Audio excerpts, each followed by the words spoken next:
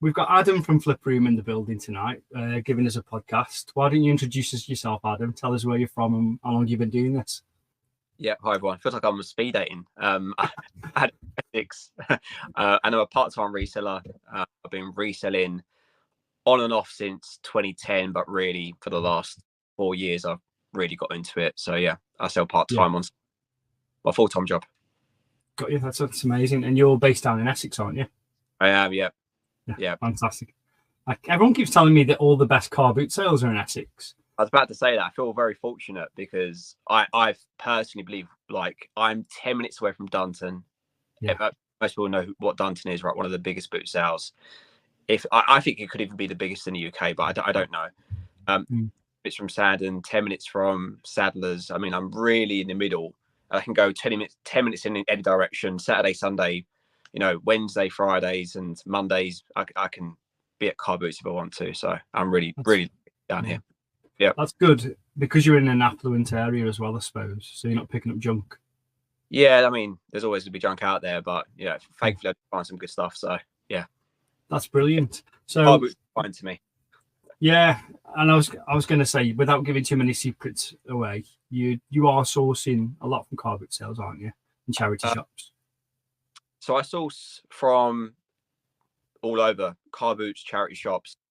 Actually, this year I've gone more into wholesale, which is very new to me, and minefield. And I've had some really interesting experiences, good and bad. So if anyone's starting out, I definitely wouldn't recommend wholesale to begin with. I think you need to have a bit of experience behind you and some knowledge before you get into that game, because I don't know how you source, but like for me this year it has been majority wholesale. But pre that, it was solely car boots and charity shops. That was it. Yeah, it's like your apprenticeship almost, isn't it? A car boot sale. Yeah, because it doesn't. If you make a mistake, it's a couple of quid, right? Rather than a couple of quid. So yeah, exactly. And it takes.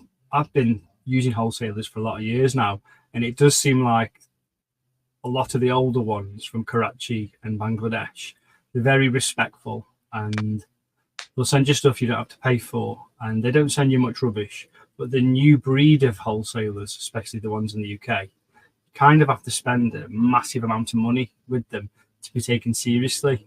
But even then, they are reselling themselves as well. They're never going to leave a Gucci jumper on top of a pile.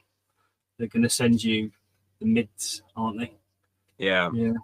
And the reason I got into wholesale is because for anyone that doesn't know, I closed my eBay store. I saw that February this year, and I kind of full steam with Whatnot. And with Whatnot, as you know, it's a volume game, more of a volume game. Beginning, it was doing really well, and I was like, okay, I need to source a lot of stock quickly. So that's why I started to go down that rabbit hole. There's good and bad ones, and it's hard to recommend any because two barrels are the same, and sometimes you have a good experience, bad experience with the same company at times. I don't mind being open, I use Boom Wholesale for sourcing, and the thing I like about them personally, and I'm not affiliated or not sponsored by any of them, but what I do like about them is I can't go and hand pick from them, so I kind of, at least some of the cream is in some of the barrels, but you do have to pay up for them. So but I need to stress test some of the others a bit more, because I don't want to be reliant upon just one or two. I want to have at least a few that I rely upon. Yeah, it's good. That's a good way of looking at it. And buying from abroad, if you ever end up doing with that, I'd recommend it, but at some point you'll get stung. So when people have asked where we buy from now, I've helped a few people out and told them, "Oh, go and buy your Carhartt from these guys." And then it's arrived, and they'd be like, "Why have you told me these are good, Zander? They're absolutely awful." And they've spent £1,000. It makes it look really bad. So I don't like telling too many people, but you know how it is.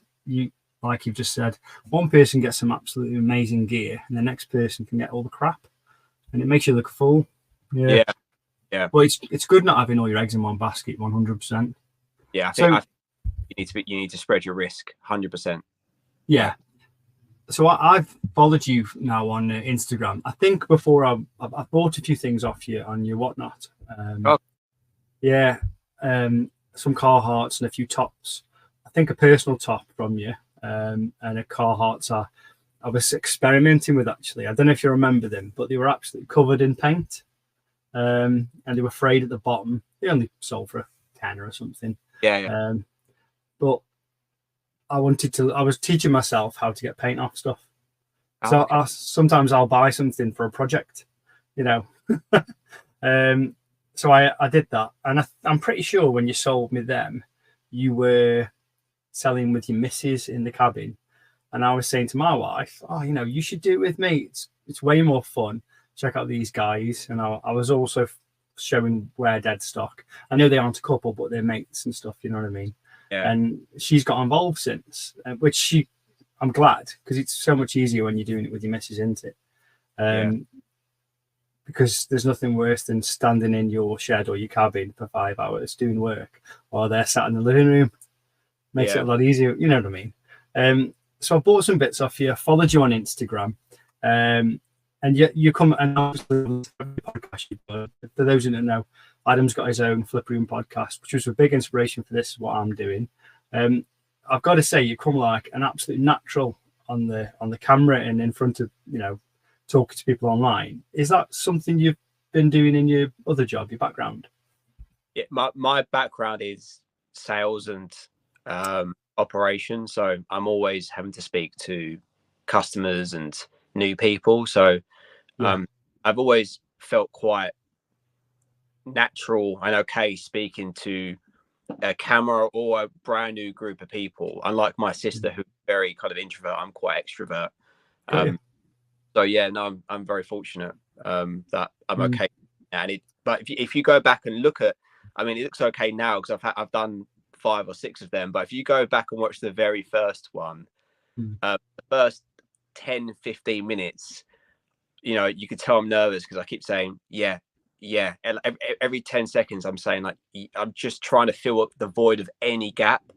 It's all right now I can, but it wasn't, as with anything, right? You need to just try something and you will get better over time. But the first one definitely wasn't as polished as some of the newer ones. So yeah, definitely. I've given up drinking since November, and I've found myself, because I'm not a creative person really, and I didn't like social media, but as soon as I give up the booze and hanging around with all the rugby boys and the lads from work, I was like, what am I going to do with? How am I going to fill my time? So I did all the social media stuff, and I really enjoy it.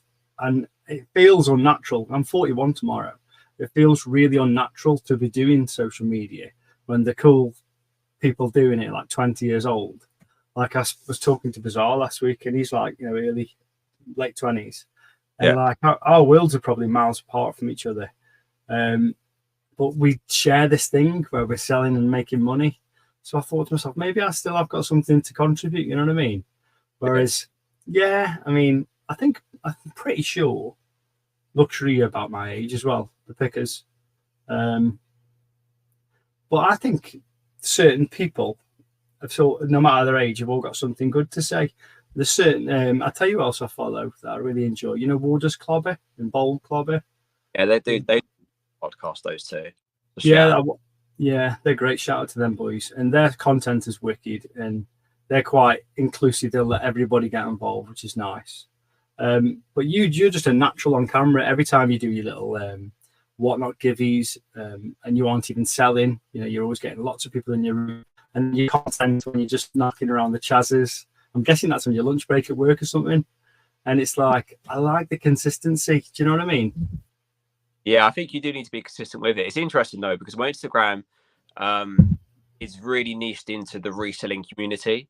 I have break into the new category of what I see now, like ClickRight doing, or Becky Bazaar, where they're really churning out like reels and shorts, and they're almost a whole new audience outside of actually people reselling, right? So it's probably, I think my community and the following that I have online and the people that I follow online is just strictly reselling, really. There's a quite group, but it is a good community group. So I'm glad you took up the social media bits.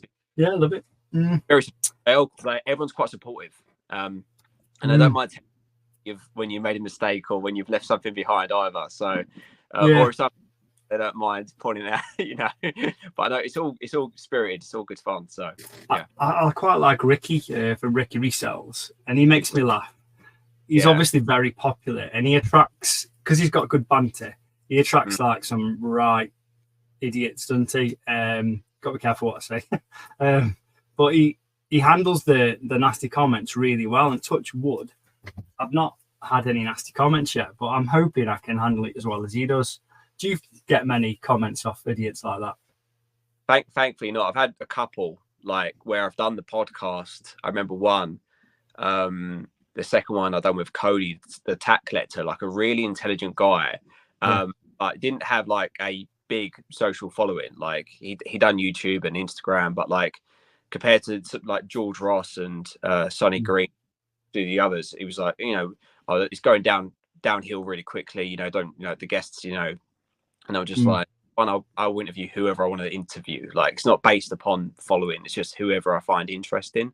Yeah, but like, it's hard. Like, yeah. But I done a talk recently with Simon around like whether reselling's wrong, because of the amount of comments that you see people going, you know, what you're doing is wrong. You shouldn't be, you know, manipulating or you know, selling for something for more, especially from a charity shop. It's kind of frowned upon by others. So we had a good chat about that in my last kind of podcast with Simon.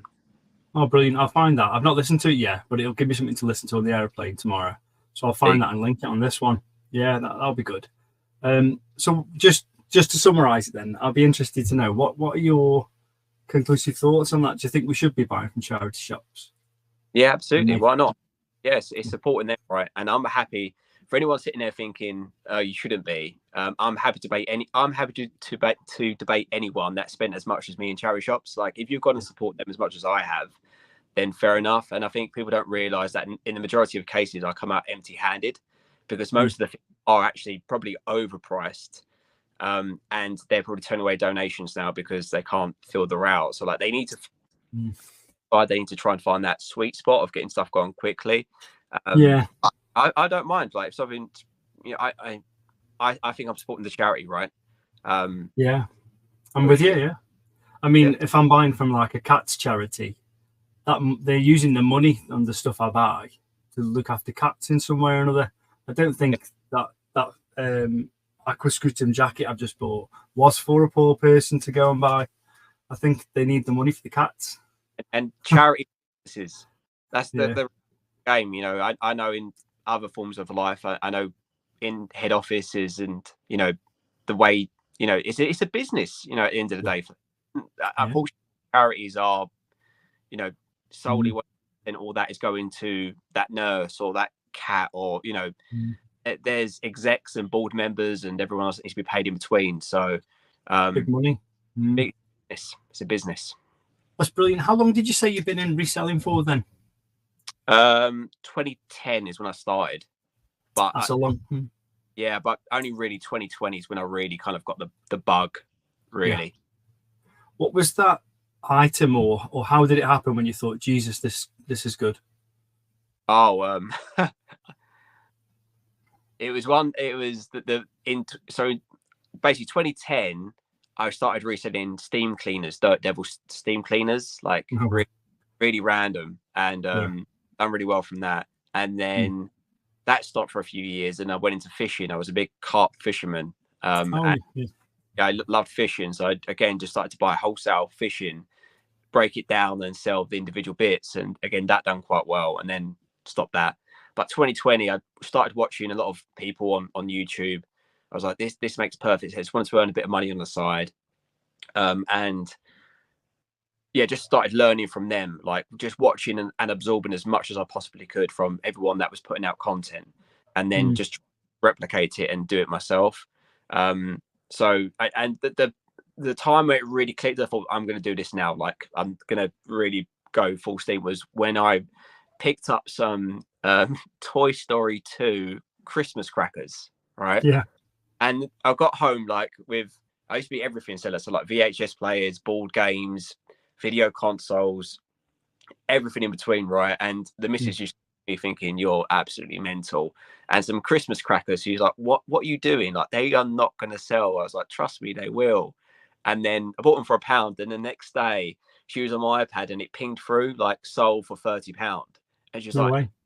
never believe what's just sold, those Christmas crackers.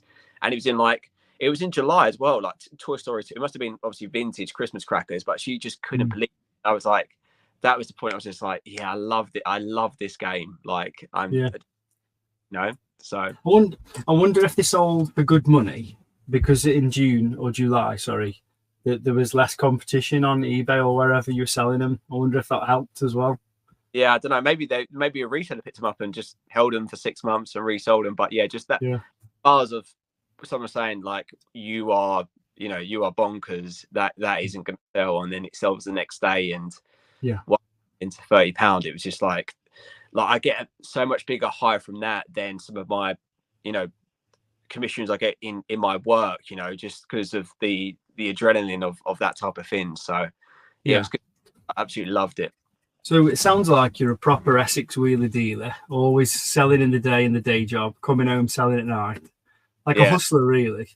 You're back on eBay, you're doing a bit of Whatnot as well. You're not back on eBay. Okay, all in on Whatnot still. Pretty much, but I'm in a bit of a cross path now. I'm not sure if we're going to get into Whatnot now, but Whatnot is challenging for me at the minute. Yeah, really quite difficult. How you're finding it. I know Connor from BZR has found a model and a method. I know the luxury pickers are doing well. Where dead stock. These guys seem to be killing it from the outside, and I'm sure they are from the inside. But like for me, it was really weird because I come off a show, and obviously, as you know, you sell things for less on there than you would on eBay, right? It's just the way of the game, because you're selling to 50 people, and those 50 people are probably mostly resellers and maybe not looking it for themselves, right? And if they are, then you're hoping that there's 2 or 3 looking for themselves and they start bidding up. But the reality is not going to get the same price. And I was coming off a show, kind of thinking, okay, we've made say £500 in that show, and I was thinking, what was my profit though? Like, what was my cost of goods? And when I really started to break it down, I was like, oh no, I'm not making money. Like, I'm not money here. So I had to change my model, and we started going to mystery shows. Love that. Yeah, you invented that. Yeah, really well. Like, I saw your first one doing that, and I thought he's invented this, because I'd never seen it before. By the way, I put my hands up. I think I didn't say I invented it, but I stole it from the gaming category. So the game were doing it. I'm thinking I'm going to replicate this, but with clothing, and I would get a really good premium like sack, right? So I don't want to churn out, like, because people after 2 or 3 fins, people that clock on that is rubbish, and I'm not going to make any money. So I need it to be good quality stuff. And I don't know if it was the first or second one. You may have seen it. I actually clipped it and put it on my Instagram, but the missus saw it was a Burberry trench coat. And she was like, Adam, you cannot run this on here. But no, put it back Probably in. Right. I would have happily run it, but she literally did actually steal it and keep it for herself. But I love those shows but then I'm spreading my risk out, right? And I might be selling, I sold like a vintage Newcastle coat for like 15 quid, a Barber wax jacket for 15 quid, but I'm also selling a Reebok sweatshirt for 15 quid. So like I'm winning on some and losing on some, but overall I'm profitable. That's all I cared about. Yeah. The key is that average, isn't it? That's the key. Yeah. But I'm not sure if you saw, but they've recently released new T's and C's about free game shows. Yeah, I saw it yesterday. So I don't think I can continue to do it in the manner I'm doing it. So we'll have to look at that one. There's always loopholes, isn't there? Let someone do it first, see if they're allowed to do it, and then we'll copy. But no, I loved it. It was good fun. I've done, we've done quite a few of them now. So the missus helps me out. It's always helpful to have a extra pair of hands, and also I think it's also, if you're coming across the show for the first time, and maybe you're a woman viewer looking in, you might feel more trusted towards seeing a couple, like just may feel a bit more relatable. So but no, we've only done 1,000 items, maybe 1,100 I think on Whatnot, and we're getting close to that 1,000 followers, because we were doing them every week, and then we've slowed it down since our honeymoon in May, and I've only done about 4 since then. With 50 items, 30 items, just purely because we've got 2 retail shops. It's a lot for me. But I did.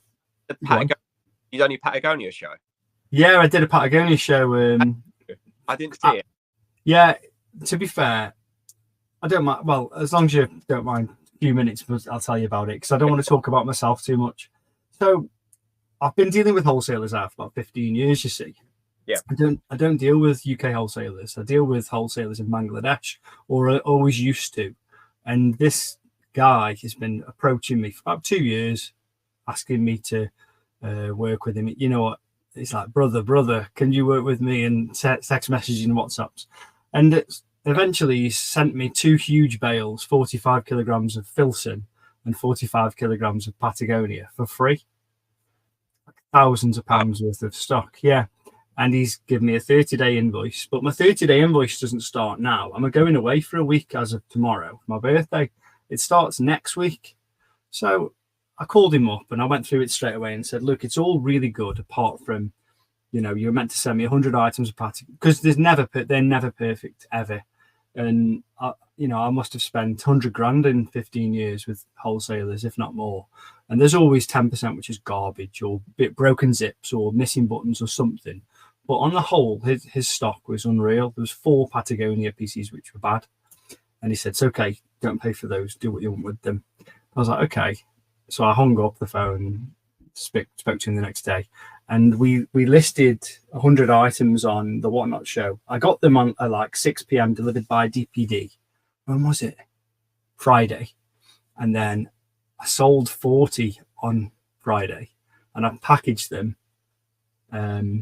And Eloise put them in the post office Saturday morning.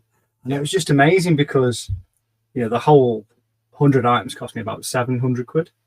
And we sold 40 for just over £1,000 out of the 100.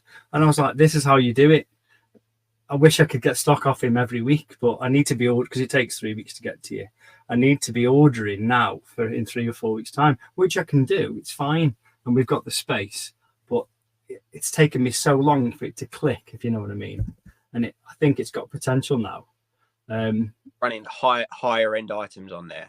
Obviously, Patagonia is a premium brand, but just for me, it is anyway. Yeah, I mean, I started every single thing at 20 quid. I said, look, guys, I know everyone wants a bargain, but these start at 20. And I sold some pieces like nano puffs, which we sell on our website for 120 quid. They retail at 240 or 200. And we sell them all day. Every single nano puff I've ever listed sells for 120. Yeah. And I think we were selling some for like 32 quid, which is fine because there's still profit in it. Yeah. But we were hovering around 15 people in the room. Whereas when I do the £1 starts, I might have 40, 50 or 60. And I was thinking, I'm not going to make any money doing this. And my missus was saying, come on, let's just call it a day. Let's just do 20 items and go watch TV. Because I did the market yesterday. I still trade at a market. Okay. Because our business is a bit of a conveyor belt. We buy in a lot of quantities. The best stuff goes on the website. The stuff that doesn't sell on the website goes into the retail store. Stuff that doesn't sell in the retail store goes on to the market. Do you know what I mean? Yeah, of course. So I had a mad 24 hours. And she was saying, let's just leave it. There's 14 people in the room. And then all of a sudden, when I said, look, I'm going to go, guys, they're only selling for 22 quid, 23 quid. I'm going to call it a day. They started selling for 34, 42, 38. One item sold for 59. And I looked online and it's only selling for 60 online. It sold for 59 quid. So I thought, okay, maybe you don't need 60, 70 people in your room. It's interesting. Yeah. I do love Whatnot. I I've got the feels for it big time, and I want to get involved. I want to be an expert, but I feel like I'm probably not cool enough, maybe not young enough. But as long as I can make money on it. I don't think that's the case. I don't think you need to like. I don't think you have to be like a cool or young person, but I do think you need to have.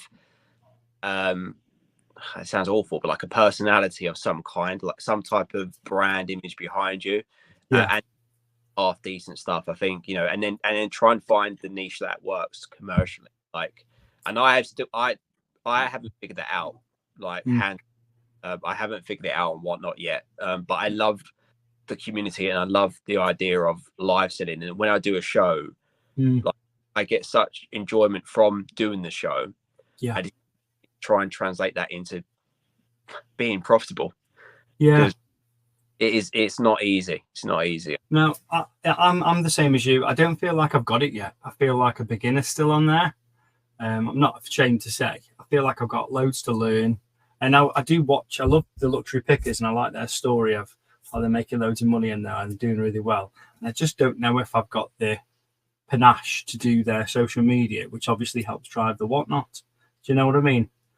I don't think. What's the stock place? I don't think the social media, I could be wrong here, but like for me, I don't think I convert any viewer from my Instagram across the whatnot anymore. Like, really? I think it helped. But like, even from a YouTube perspective, or like, I think you're better off just being on there consistently and do a lot of giveaways, and have giveaways ready. If you get a raid, like it needs to be like within a second, that's it, a giveaway's going to get then the followers in. And the bookmarks also don't really mean anything anymore, because I could go live now with, you know, randomly and get hopefully 50 plus people on the show. Because if you follow someone and you've got notifications on, you get notified, you know, Mad Face Vintage is going live, even if you haven't got their show. And that, you know, it's that brand of being visible. But I know some people do it really well from a social media perspective in regards to converting the invite link, you know, the free £10, the referrals. But in regards to referring it into, I don't know, I'm still not sure on that yet. I have noticed that a couple, I won't say any names, just I don't want to ruffle feathers, but I've noticed a few resellers with big social media backgrounds have complained about that they're not getting the conversions on whatnot. So I reckon you're right there. I think it's just if you've got that magic sauce, the secret sauce, as they say, on whatnot, I think that's the difficult bit to find. I have actually thought to myself, maybe I should just buy £1,000 worth of stock, absolute top stuff, publicize it for a week, see how it goes. It's £1,000 risk, and it's not like you're going to lose £1,000, is it? I think the very worst case scenario, you'll get your money back and be left with a few key pieces to sell on other platforms. So, it could do. I mean, I've tried heavily promoting the show with like a Michael Jackson, really cool Michael Jackson t-shirt. It like didn't work. And I've also tried pre-listing stuff, right? And again, didn't really work for me. But I'm just sharing my experience, right? So maybe it works for some and not for others. But yeah, like I say, you just need to find what works for you, and you can just carbon copy. You can't carbon copy the LPs or wear dead stock. They've just got a different model and game to other people. You need to find your own, you know, as you call it. So yeah, definitely. I've watched yours, and you're in like a well lit room with cool stock. Your missus is there, you've got music on, you've got some banter going, you're teasing each other and having a laugh, you're up to the screen shouting people out and talking. It feels like everything's correct, you're doing all the correct steps, but it just might be a bad day sometimes. You might, because I did mine on the Friday, and Eloise was saying if we'd done this on the Sunday, we would have got 50 people in. So I think that's one thing, absolutely, if you're considering selling and whatnot, is being really mindful about the times you go live. And when some of the other bigger sellers are going live, and using that either to your advantage or because then what you could do is say, okay, I know the LPs are going live at 8. Maybe they're on for an hour and a half. I'll go 9:30, and maybe, who knows, there's a chance that someone could raid into my show, and or that show ends and then you get 100 people left over flicking through some new and trying to find some other channels to watch, right? So I'd be really mindful about the times you go live, and you can find little pockets in the evening where not as many people are on. You need to be mindful about who's on at the same time as you. That's what I'd be really, if you're looking to sell on there, that's like really key, I think. Definitely. Which sounds awful, but I suppose you do need to be a bit worried about bigger sellers than you with massive followings. If they're gonna, if watchers or buyers are going to be interested in seeing them instead of your usual stuff. But yeah, I'll bear that in mind. There's just so much to learn on there because it's a new platform, I suppose. And I think eBay are going to do the exact same thing at some point. You know what they're like? They're quite reactive, and they will do it at some point. Could you see yourself going back to eBay at any time soon, or are you going to stay with Whatnot? I'm gonna have to do something. So I might look back at eBay. So basically, I closed my eBay store, but there was still 100 bits left over. But I hadn't been adding anything to it. I added a couple of an experiment to see the impressions compared to Vinted, which was quite an interesting experiment. I'll share that again in my Instagram. But yeah, I might have to just dabble back into it. But if I'm being honest, I've really scaled down my reselling this year because of some personal stuff, of family stuff, young kids going to school, just getting some time back. And also, like, for tax efficiencies, I had to really scale it right back this year compared to last year, which was my best year. So I'm in a weird space at the minute, but I would like completely stop because it's just what I love to do. It's like a hobby. It's like people wake up and go golf, and I want to wake up and go carbooting or selling, right? It's just that's what gets me happy. Right? It's better than spending money, isn't it? It's you're making money instead. It's a good hobby to have. And you were talking about Whatnot, that buzz you get with the show. I think one of the main reasons we love being resellers, especially niching down into clothes, is because you get to buy hundreds of items. You pick one or two items for yourself, which you enjoy for a little while. You might sell on later down the line. And you get, what do they call it? Dopamine hits when you're shopping. But I feel like you get those type of hits when you're selling on Whatnot Live for a little while. Do you know what I mean? You kind of get that. What's it called? Like, you're not showing off all King of the Castle for half an hour, but there's a camera on you and people are chatting and they're in your room. I suppose it is giving you a bit of an ego boost, isn't it? Which is always nice. Yeah. Most of the comments on there are quite friendly. So, no, it's a good place to be. Like, there's no doubt. I love the community. I love the application. I like the people that run it in the background. Like, it's already positive. I'm just trying to find. I just need to be mindful that it's also like, I don't want to go on there and lose money, right? I'm trying to try and make some profit somewhere, and that's that's the aim. Yeah, everything else is fine. Like, and I believe that live selling absolutely has a place, and it's still very young, right? I'm not sure if you see TikTok shop, but that's like blowing up, right? So you kind of, this will just continue to grow. What invest outside of the reselling space, and you see more and more new buyers. Like, to be fair to them, I always see more and more new buyers. So it's just whether we can continue that growth. We'll see. Yeah, we our Shopify website is linked on TikTok. I don't know of any other vintage clothes sellers on TikTok, but I don't know how, but we managed to put it on there. And I'm not that tech savvy, but I do know one thing. Our TikTok's garbage, by the way. But every time we make a video, we're just being silly, really. But every time we make a video and put it on, we always sell something on the Shopify, and it's converted from TikTok. Yeah, so I think that is definitely the future. And I just wish I was better at it. Do you? I've always wondered why people create their own websites for, right? Because I'm always thinking, like, what is the unique IP to what we do, right? What is the unique selling point, right? We have pre-owned garments. Yeah. But it's not replenishable most.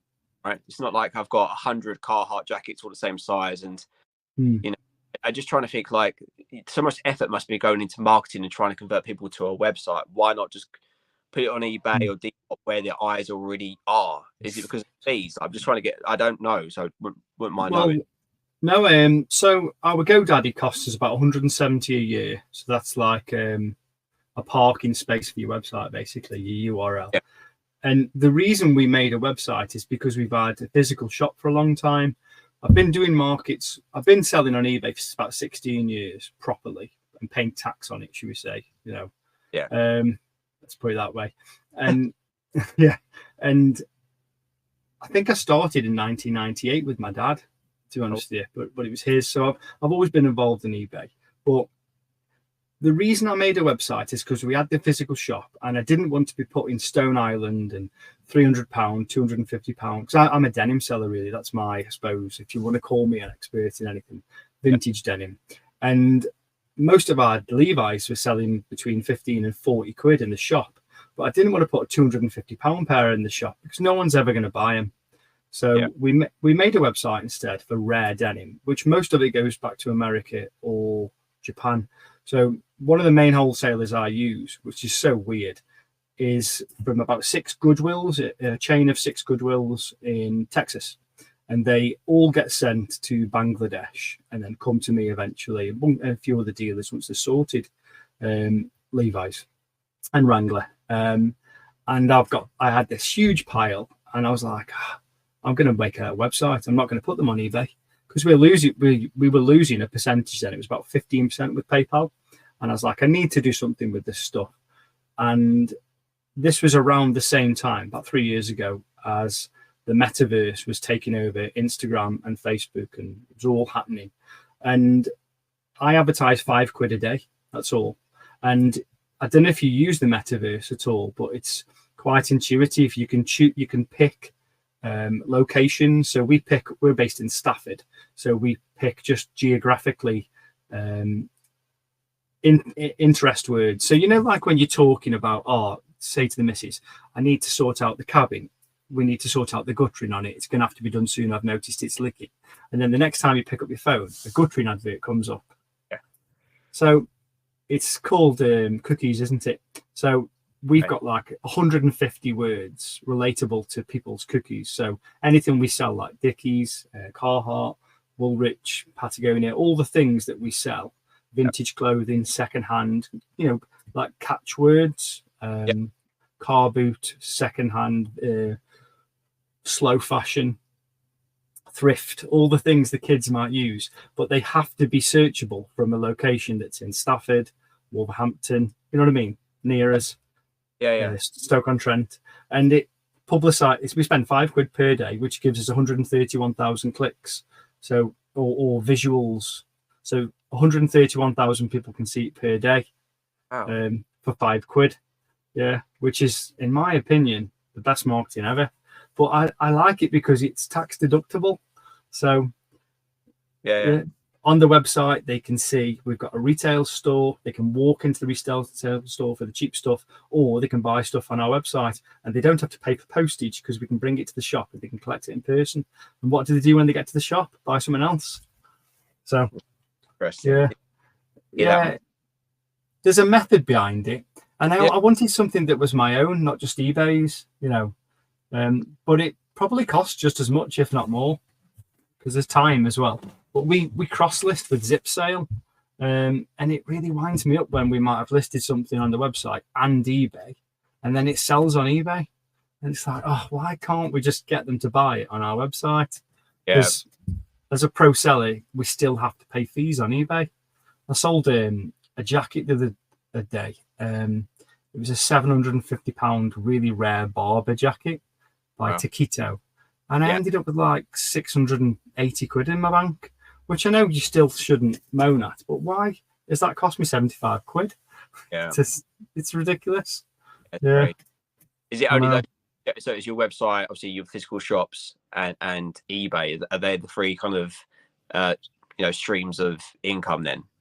No, we've got market on Saturdays. We've got 2 shops shops, Dunstan Farm, which is like a big antique centre, and then the retail space in Stafford. Wow. Whatnot, eBay, Etsy, Vinted, Depop, the website. And then what's the best avenue out shop? of Yeah, the shop out of all of them. Yeah. First perspective, what's the best? Say that again, sorry. From an online perspective, so from Whatnot, eBay, your website, blah blah blah. What is the best? Like profit wise, our personal website, Shopify. What about like the most sales? The most sales is eBay, but it's because we've been on there for a long time. I've got 4 eBay stores. So wow. Yeah. 2 in my name, 1 in the wife's name, and then my dad's, which he doesn't use anymore. We changed it all around, and it means we sell personal items on there and stuff. eBay will always be king, in my opinion. And it's nice because Eloise's is a personal account, so sometimes you put things in there. Like she wants to sell one of the personal handbags coming up, and I think she paid almost $2,000 for it. And you know what handbags are like, secondhand. You can't get $2,000 for them, but I would hate for her to sell it for say £700 or £1,000, and then say, "Oh, you're only having, I've got to take 13% off that as well." So, because she said to me in the car a few weeks back, "Oh, I don't feel like I'm a Gucci girl anymore." Whatever that is. I've never been a Gucci. I've never been a Gucci guy, but I don't think she wants to wear expensive brands anymore. So she's decided to sell them all, which I'm happy about. But you've got to sell them on eBay, because can you imagine trying to sell a Gucci handbag on Facebook Marketplace? Yeah, no way. Yeah, where else would you go, right? I know there's probably some other. There's a couple of high-end fashion websites, aren't there? But yeah, I don't know. I'm not a high-end fashion seller. Like I stay away from Stone Island and Gucci and Versace because I just don't know anything about it. I'm very much more sportwear, streetwear. So I don't want to get into, because I just don't know. I don't have enough knowledge in that game. So no, I my most favorite things I possess are like a 50p or a pound. And they mean more to me than go and spend, £100 on a Patagonia top, which I hate doing, because you're just kind of like feeding the corporate. I don't like it. But I want to get it on to clothes at some point with you. But you kind of answered the question really. So the question I have asked people who, if they aren't massively into fashion, they aren't interested, is what's your kind of like biggest win, and then we'll go on to your biggest loss in selling. I suppose maybe profit is the Burberry trench coat, if I'm being honest, because I bought that from a eBay actually. Go on this, and owed me less than £5 per piece, right? And Burberry trench coat, but it was heavily marked down here. So I wanted to invest in it, so I took it to dry cleans for £15, so £20 all in. And we sold that. I'd sold it the same day, cheap, and it went for 140 or 150, like on best offer. And I sold it to a Burberry dealer who obviously knows what they're doing, right? And they're probably going to mark it up X amount. But I sold it, make the video, so it was a bad business. But still, for me, £20 into £150 within a day was a nice little flip.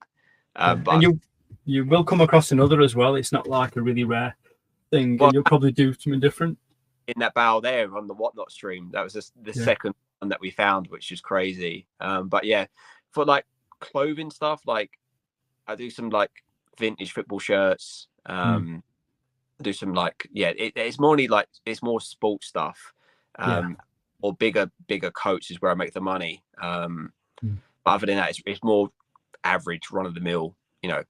It's nothing too special. I've made better flips, with an everything seller, flippies and all that fun stuff. But from a clothing, that's really the best one. Do you prefer it now you've moved from everything to clothes, or would you venture back? It's really weird. I did 100% because the processing is so much easier. So last year I actually niched into footwear last year. So that at our best year, right? So I was 99% footwear. And And again, I stayed away from the very high end trainers like the Jordans and all the, you know, hype trainers. I didn't want to get into that game, but very much, you know, Air Force One, Nike Pegasus, running trainers, Brooks, Hockers, On Cloud, you know, those type of ones I really went heavy into. So that was good fun. But this year I flipped it and I've gone, not sure if you can see, but we've gone, you know, mainly clothing. I've got some shoes there, mainly clothing. Yeah.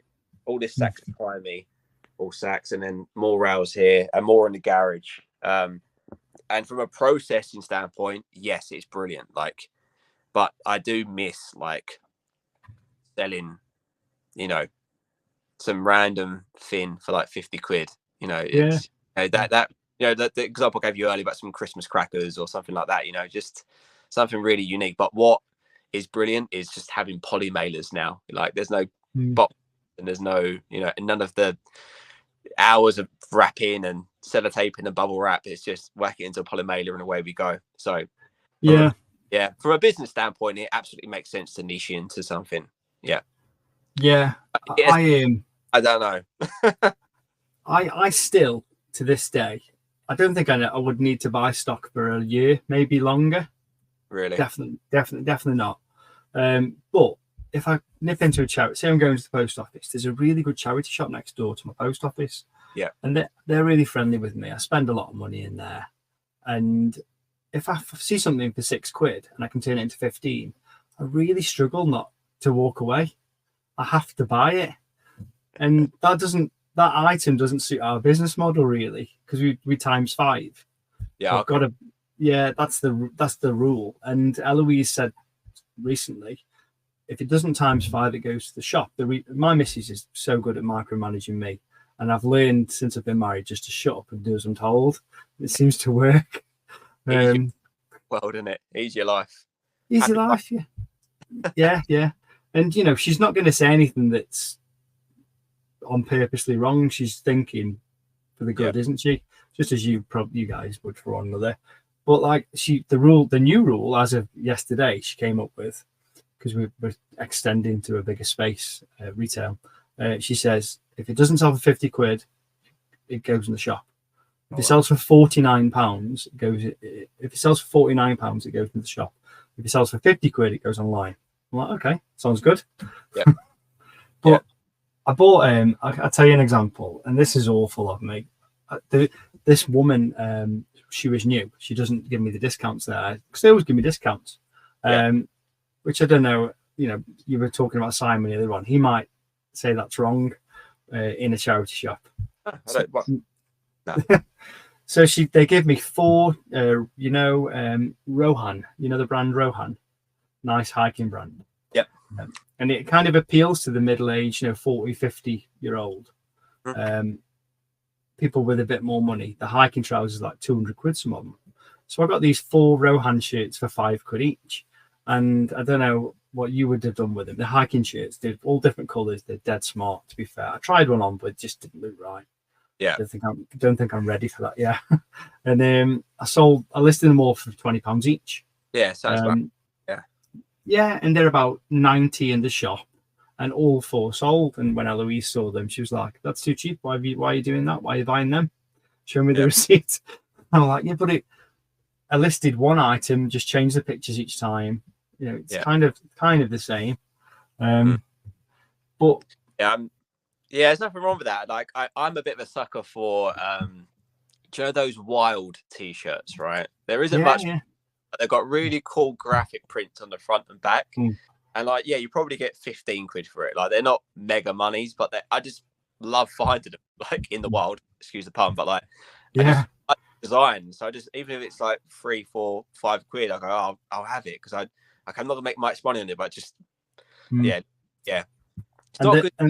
Don't follow this advice. You're gonna make money. Yeah, but it's fun at the end of the day. And I'm not doing that. If I wanted to just earn loads of money, I probably would have chosen a different profession.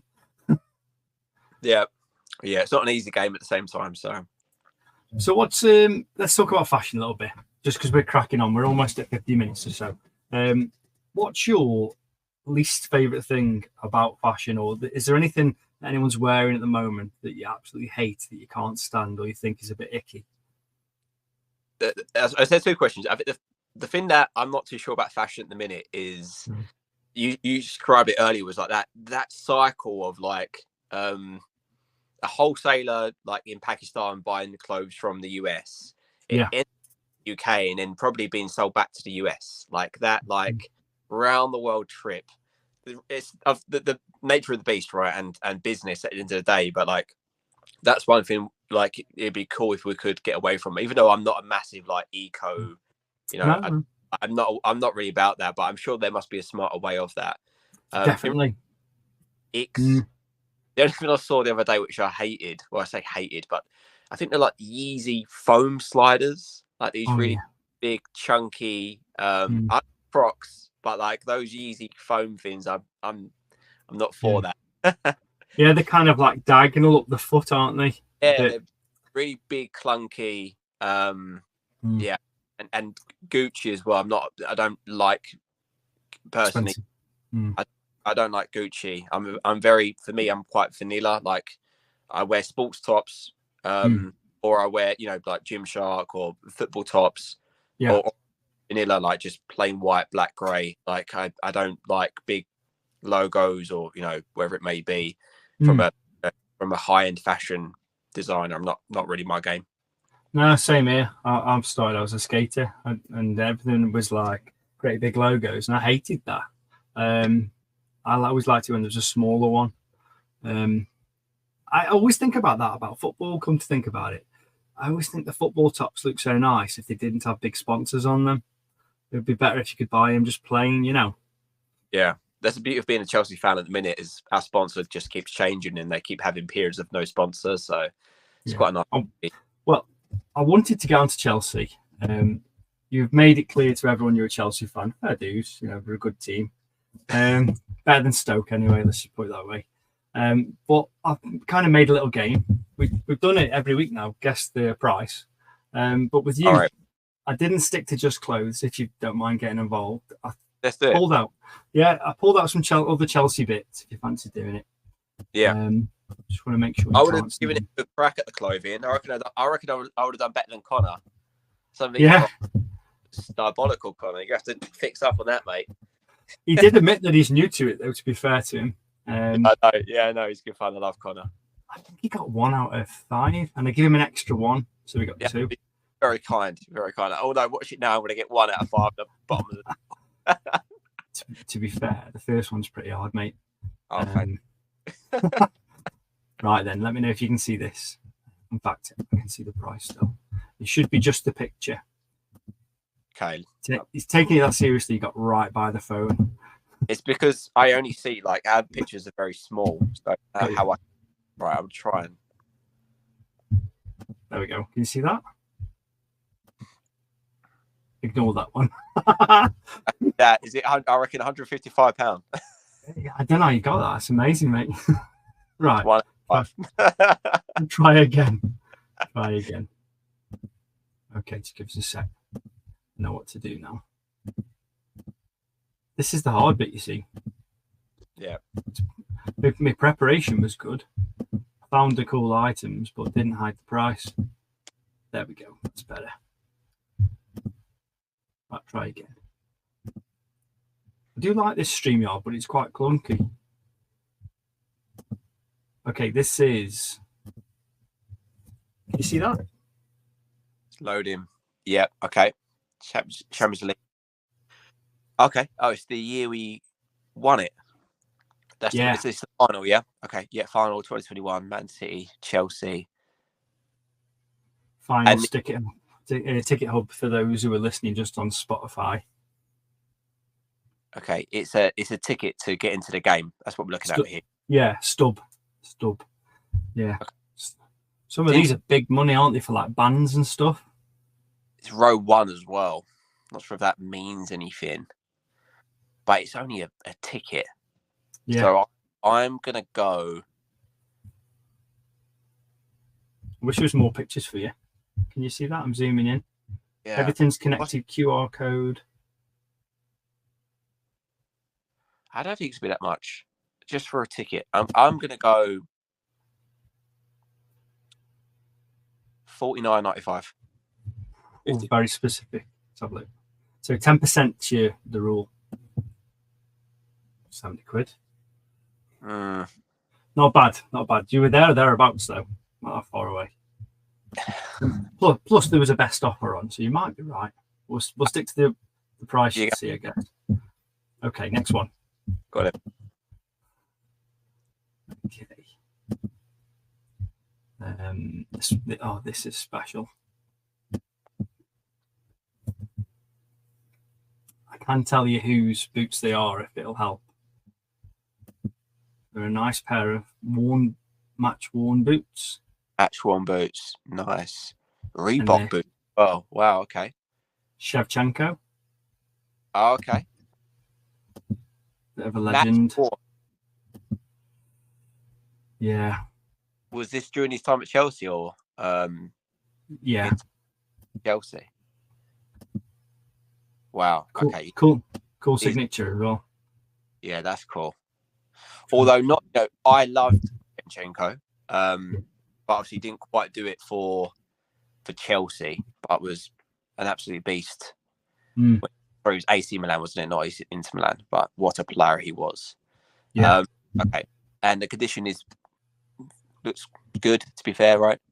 Amazing, yeah. Once. All right. So do you reckon they'd be worn once then if they were much worn? Yeah, I think so.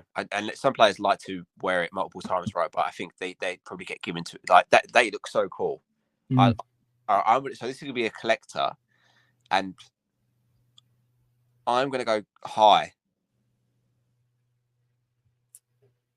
I'm gonna go I'm either gonna go 249 or 299. 250. Yeah, I'll go 250. Okay. It's going to shock you. This one is. I wish I could tell you exactly. Wow. I'd love to know what they actually went for. I know. What do you reckon? I reckon closer to $1,000. I can't see. I mean, I could be wrong, but like that's a lot. That's like pie in the sky number, right? When there's no competition and you just put it up super high and see where it lands. Yeah. I always check when they're selling stuff. It's dead high. So this guy looks like he could be some kind of dealer of football boots. Yeah, he's got a pen in the background and he signs all himself. Yeah. Okay, let's move on. No, you're right. Oh, come on. If you're in a comment, it's like, come on, you wouldn't expect that to be $2,000. Help me out here. To be honest, I just want to say as well, Adam, I think I might after this create like a leaderboard of who's got the most points. So you need to get these 3 right. Oh my God. All right, come on. Fix up, Adam. Come on. I know you're a Chelsea expert, so I did choose some difficult ones. I've thrown a few wild cards in. Okay. This is easier. It's not match worn. Okay. It's just a normal top. It's got the Barclays Premier League badges on the side. That helps. Okay. I suppose it's got the right name on the back. That helps. Yeah, it's not some personal name. Looks good condition. Good size. Definitely not a fake. It's official. You can tell. Yeah, pictures are nice. Like, I'm just trying to remember the year on this one. Probably like 2010, 2012. I don't know. Yeah, he was in trouble after that one too. Yeah, Terry 26. I'm gonna go £80. Yeah. Come on, is that in? Come on, surely with 10%. That's in, mate. Definitely. Yeah. All right. Cool. 1 point. That's a good one. Okay. This is your chance to redeem. And this is a simpler item. Yeah.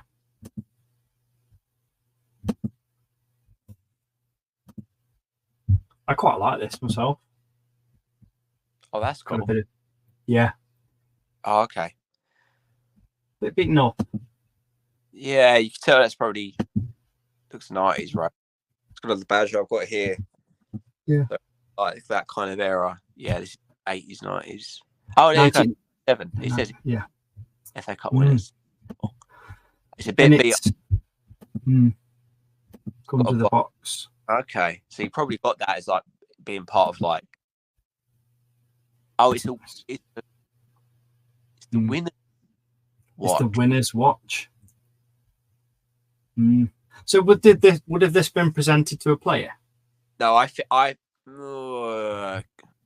maybe I thought that maybe if you're in like a corporate box, right, then they might hand that out at the end to like the corporate members. That's my guess. Because my opinion was, I was looking at it thinking, this doesn't look posh enough for a player to have it. It wouldn't. Yeah. It would be made by someone like a Mega, who was massive, you know. Yeah. Remember Tagur? They were big around Y2K. Yeah, it doesn't. To me, like it doesn't, and it's battered, right? So I'm gonna go lower here. I'm gonna go £40. Yeah, I'd guess something similar. Although I know the price. Okay. 51 bid. Get in. You can have that one. All right, fair. You did well there. I can't really take it away from you because it's a good 10%. Really, we need to widen the gap here. 10%. That's so tight. That's only £5, boy. I know. We'll give you there because I think everything you were saying was right. Okay, last one. You've beaten Bazaar anyway. You've beaten Connor. Come on. I mean, that was easy though. Next one. Do I have to close? Yeah. Right, last one. I'll give you a clue if you like. Yep. Look. Well, in fact, I won't, because you know reselling, you'll know straight away what this is about. There's no need. Okay, cards. Oh, okay. Yeah. A nice collection. It's a collection. Oh, bloody hell, okay. Ronaldo. It was like a Mason Mount PSA 10. Yeah, I mean, okay. Well, for those just listening, we're looking at PSA ranked cards. They've been like sent in and how difficult. And what you asked me to guess the price for the sale of all the cards? Yeah, they're sold as a big set apparently. But PSA 10 is as good as it can get, isn't it? Yeah, but like some of the cards, like even if it's PSA 10, doesn't and like look at the bottom there, like was it MSC or M? Like that isn't as popular as the PSA grades. Really? Yeah, that. So. See, we're learning stuff now. Who's that in the middle? Oh, hang on then. Can't even see him. Benucci. Yeah, so these ones here, like, no one's after a Grant Xhaka Prism. I don't think. Like, I could be wrong. The Sancho is worth some money back in the day. So, yeah. Okay, the top one's the top one, the Ronaldo, and then the second row looks interesting. SSG, yeah, England. Would you pick something like this up if you saw them at a car boot sale? The price is right, but the reality is, right, someone selling this knows it's worth. Yeah. Unlikely someone's clearing out their, son's bedroom and selling it without their notice. Like this, it's probably a bit too new for someone to be selling this like for a really undervalued price. Got you. So I'd never think to look at these, but now I've seen this and we're chatting about it, I might look at cards. Yeah, because they're slabbed. That doesn't necessarily mean that it's worth money, in my opinion. Like, some of them will be right and the high grade does help, but like, still doesn't mean it's a popular card. And there could be loads of PSA 10s out there because a bit like supply and demand, right? The supply went really high because everyone just got in on the game, especially during COVID. So yeah, right. You know what you've just reminded me of. Sorry to interrupt you. I know you'll come up with a price. I remember when the Prime drinks came out, and they allowed people to go and get them graded. And now they're like a quid for two. So you could get like a drinks bottle, and you drink your drink, send the bottle in to get it graded. It must cost thousands of pounds, I guess, to send it in the post to, I don't know, it must have cost you hundreds of pounds to send it to America to get graded. And now they're like in B&M bargains. Imagine that. Well, that's what happens, I suppose. It's the Beanie Baby thing. Yeah, it's the supply and demand, right? It's the game that we live in. So yeah. Go on, sorry, mate. You've got a number. 20. I think. Was this a recent sale, right? Yeah, 90 days. Last 90 days. All right. Last 90, and Mason Mount hasn't had a good season, nor has Raheem. I mean, so I think these are lower end cards, maybe except for that top one, which he's probably using as like the star one, and same with the Jordan Sancho. So there's 20 cards. I reckon the top card is worth the most, 100%. And I'm going to guess round the other ones into about. I'm going to round the other ones into 40, 50 quid. Yeah. So let's say 40 quid, 20 of them, 40, maybe less than that. 600. I'm gonna go somewhere between 800 to 1,000. I'm gonna go. The Ronaldo does help though. Yeah. All right. I'm gonna go a bit higher because the Ronaldo. I'm gonna go £1,000. £1,000. That was when Beckham was playing with Ronaldo as well, wasn't it? On that era. Yeah, I would have actually got a bit lower, but the Ronaldo's. I don't know what the Ronaldo's worth, but that's an interesting one, and it's a PSA. So I'm going all in on that top card being punchy. Could be a good one. I'll hold my hands up. I know nothing about this, but I'm willing to learn. I'd like to learn. Okay, cool. I would have gone a bit lower. Can I change my mind? I've not seen it yet. Yeah, go for it. I'm going 800. 800. I hope you're right, mate. Find that. Oh my goodness. And now 200 for 11 cards. Is that a good deal then? Must be. As I say, like I was flipping these in COVID times. Yeah. And prices were ridiculous, but as you know, like everything, the market fluctuates in sports cards so much. And like if you look at those like Mason Mounts and Jordan Sancho's and the bottom two rows, like they've not had a good season. So yeah, all makes sense. I just didn't know what that top card was worth.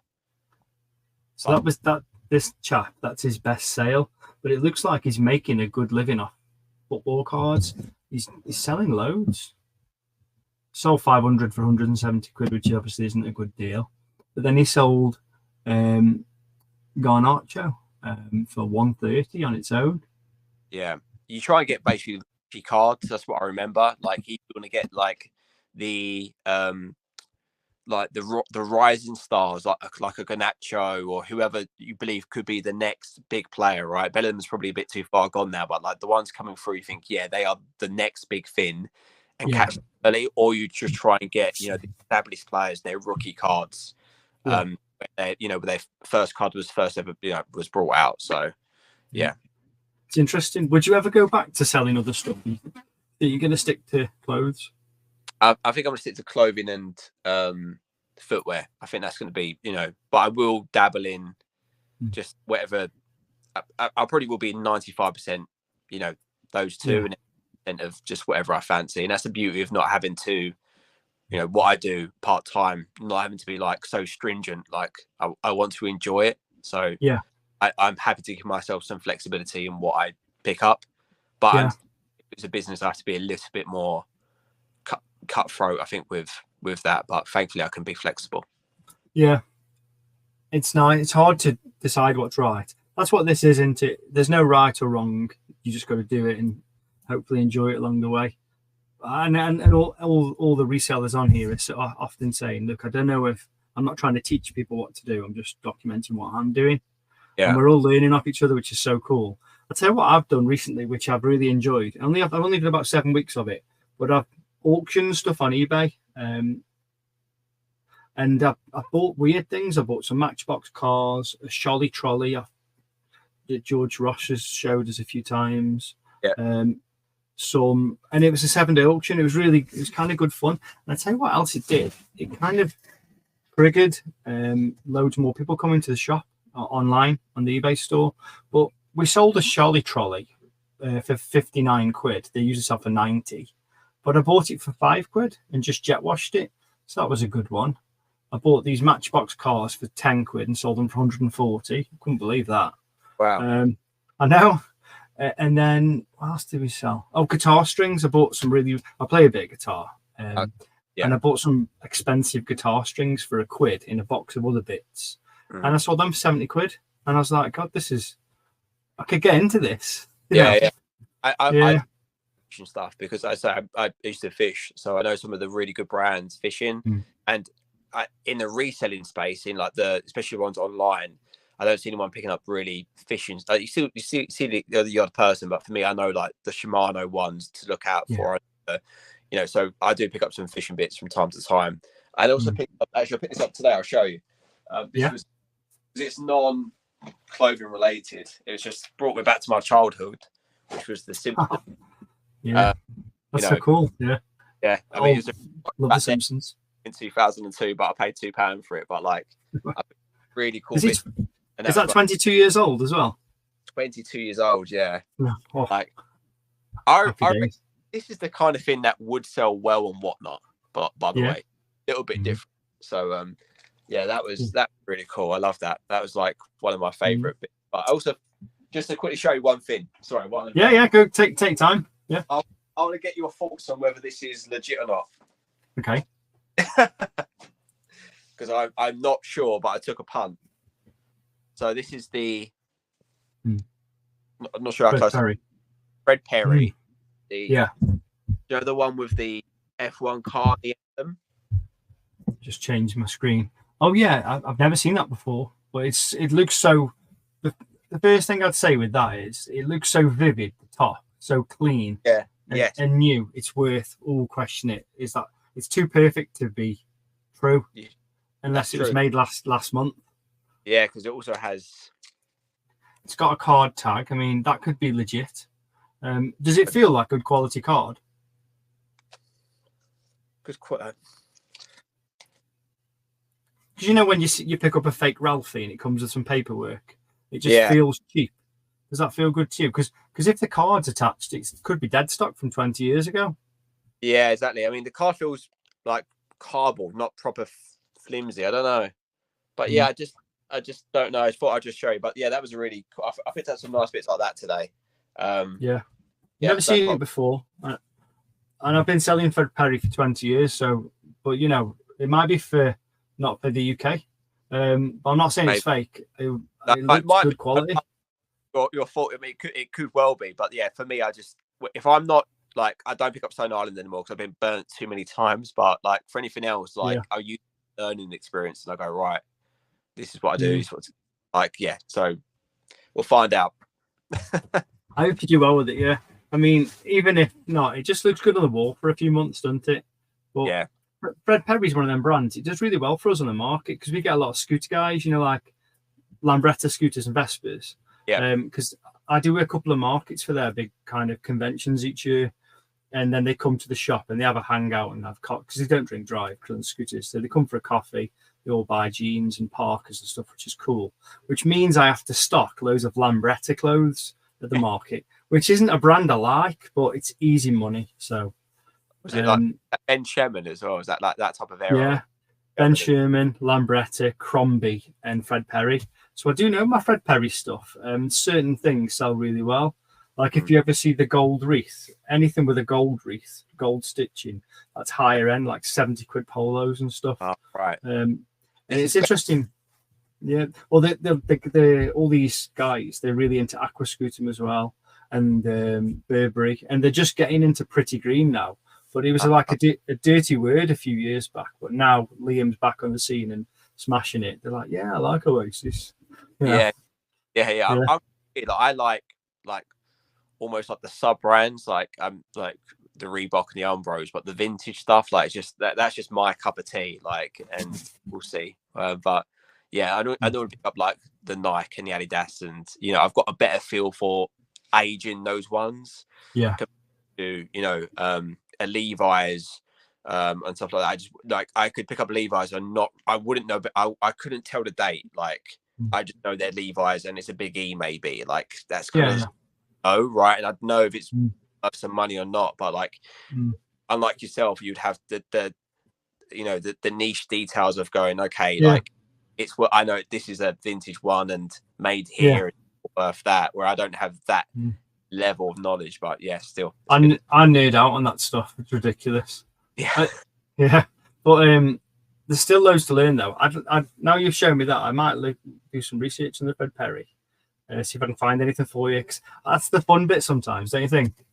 Finding out. Yeah, it is. Yeah. Well, I think we're there really, mate. We've been on for quite a while. You did pretty well. 2 out of 5 on the old quiz. Yeah, so a drawing with Bizarre, or maybe just above him. Yeah, that's right. There's some tough definitely ones. Beating Connor. There's some tough ones in there. I know. I'm sorry. It was yours was tougher than normal. But I knew I thought you knew your stuff. You could have not. All Face 700 series or something like that. Just I know. I should have chucked one in. But thanks for coming on. I really appreciate it. I know you're very busy. I'll link everything in the podcast and in the YouTube video so we can push it out. But thanks for spending your time with me tonight. Sunday night, should be watching movies really. So yeah, appreciate it, and hopefully we'll get you back on in a couple of months' time when you've got that reselling bug back. Yeah, thanks. No, thanks for having me. I appreciate it. Brilliant. Thanks, mate.